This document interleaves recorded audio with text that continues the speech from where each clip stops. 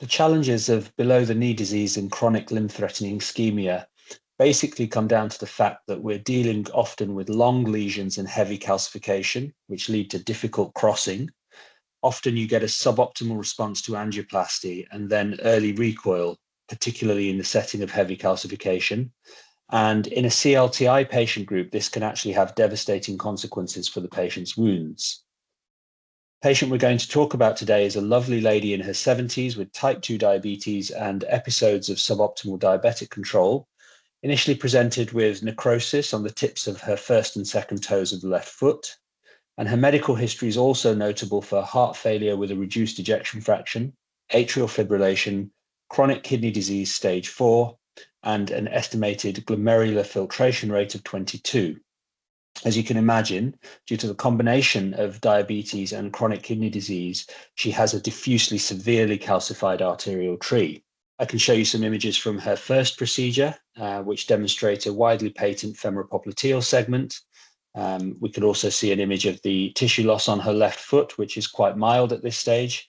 But as we look down angiographically into the below knee segment, we can see a distal PT occlusion, a distal AT occlusion, and a perineal artery that kind of dies out in the midfoot.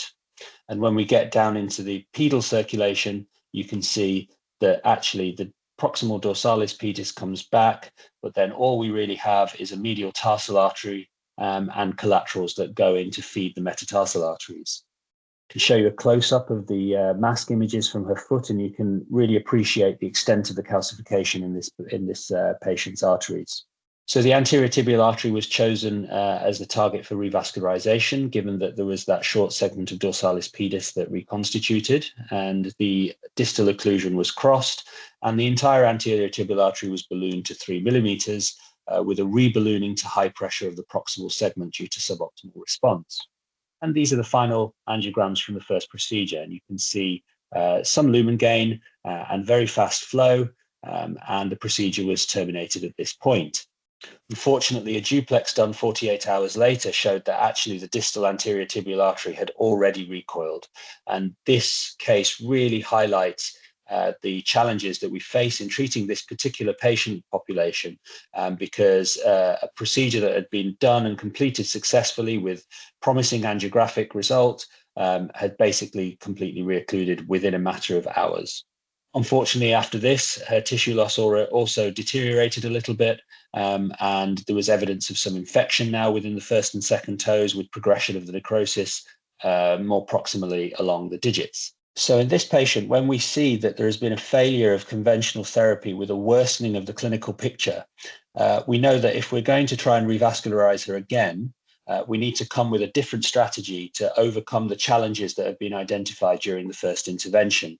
And the clear challenge here is the long segment of heavily calcified disease.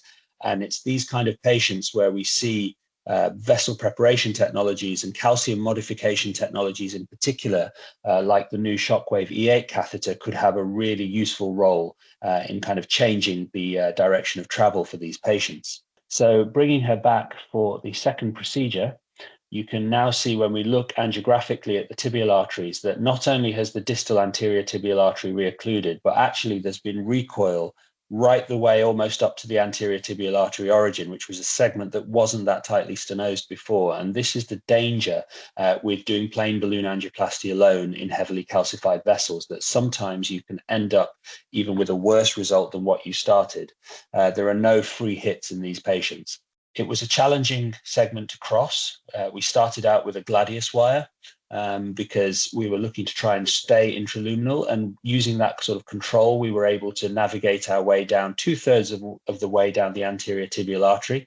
You can see here using the calcium map provided by the medial artery calcification to make sure that we're staying intraluminal. Once we got down to the distal anterior tibial artery occlusion, we had to escalate the wire to a halberd wire.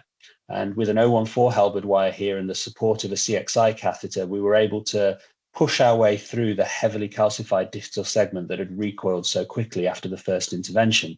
Once we reached back into the proximal dorsalis pedis artery, we did a quick contrast injection to confirm re-entry. Obviously, in this case, given her chronic kidney disease, we're using contrast very sparingly. And so we would like to do as much of the procedure as possible, guided by intravascular ultrasound to reduce contrast use here. We actually needed to predilate to 1.5 millimeters to allow passage of the IVUS catheter. And then I can show you the first IVUS pullback, which confirms that there is diffuse severe calcification throughout the anterior tibial artery with a 360-degree calcium arc along the whole of the vessel. And I'd just like to call out, as the loop comes round again, a severely calcified nodule in the distal AT, the 6 to 9 o'clock position on your screen just there. And we can see that these kind of lesions are really the reason why this case did not respond to plain balloon angioplasty, because this kind of calcium will not yield even to high pressure balloon angioplasty. We marked some diameters with intravascular ultrasound. The first image shows a level above which the diameter is 3 millimeters, and then between that and the second IVUS image, the diameter is 2 millimeters. Because this is a long segment lesion over 20 centimeters, which incorporated around 8 centimeters of CTO, and with those reference vessel diameters, based on previous experience with IVL, we're comfortable sizing to the largest diameter with the confidence due to the very low inflation pressure of 2 to 4 atmospheres. And this allows us to use one catheter for the whole treatment segment, even though the treatment segment is over 20 centimeters in this case. What I'd like to show on the next video loop actually is the impressive deliverability of the E8 catheter.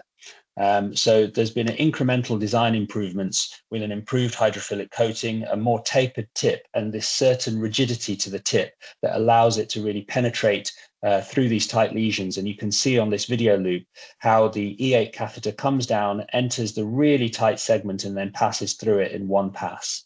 And this is something that has really kind of gives us the confidence that it's going to be able to reach the target lesion, because when you make a decision that a calcium modification device is going to be of benefit and then you open it, you need to have that high degree of confidence that you'll actually be able to deliver it to the target lesion, which I think is now what we have with the E8 catheter.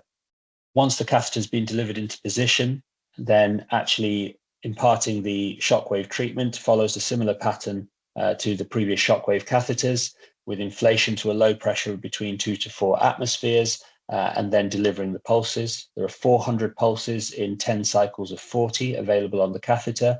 And you can see that we're basically inflating at different stations along the anterior tibial artery, slowly coming back more proximal until we reach a place where the diameter was measured to be above 3.5 millimeters in the proximal AT.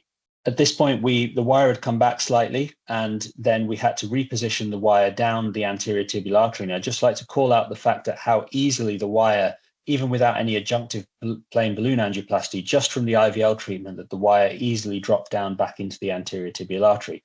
And here is the IVUS loop immediately following intravascular lithotripsy only. So this is before plain balloon angioplasty. And you can see that not only have we confirmed that we're intraluminal all the way, but there's been immediate impressive lumen gain right the way through the anterior tibial artery, even before plain balloon angioplasty. Again, we measure reference vessel diameters to guide the next stage of treatment, because what we've seen before is often that after IVL treatment, that the vessel, once the medial calcification has been disrupted, the vessel will enlarge slightly back to its true size.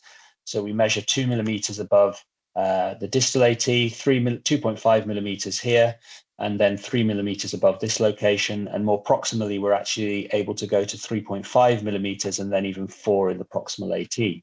In this case, we used a Shockwave M5 plus 6 millimeter catheter to treat the 4 millimeter proximal anterior tibial artery, and also to treat a focal 60% stenosis that was identified on IVUS only in the P3 segment of the popliteal artery.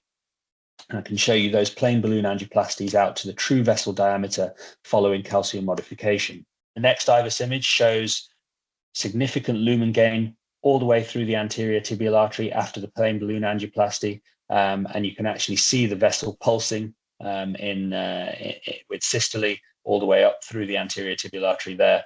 And I just again like to call out particularly the impressive response to that distal AT calcified nodule, again seen between 6 and 9 o'clock here on this IVUS loop, that has really a lesion that would not yield to conventional balloon angioplasty, is not in a zone where we can stent it. So really IVL is the only real effective treatment option in this scenario. And then if we look at the final angiograms here, we can see good flow down the anterior tibial artery into that proximal DP going in towards the toes. And very pleasingly with this lady, a 48-hour post-operative duplex has shown that the anterior tibial artery remains open. So we've sidestepped that early recoil that was seen in the first procedure. So it's early days for this device. And on that note, I'd like to thank our patient for agreeing to be the first in Europe to receive treatment with the E8 catheter. But despite it being early days, the initial signs suggest that the trackability and effectiveness of this device could represent a big leap forward in the treatment of heavily calcified below the knee vessels. This is a population of patients that have been historically underserved in terms of new devices and access to advanced therapies. But I can see this device really becoming a workhorse in the treatment of these patients as we get more and more experience of it within the endovascular community.